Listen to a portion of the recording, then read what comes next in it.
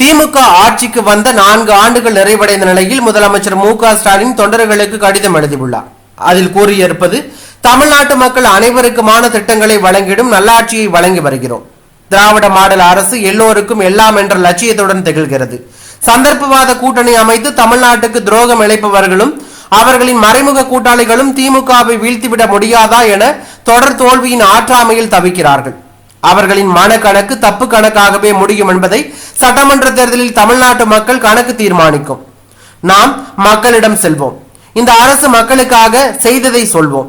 மக்கள் பெற்ற பயன்களை சமூக வலைதளங்களில் வாட்ஸ்அப் குழுக்கள் வாக்காளர்களிடம் கொண்டு சேர்க்க வேண்டும்.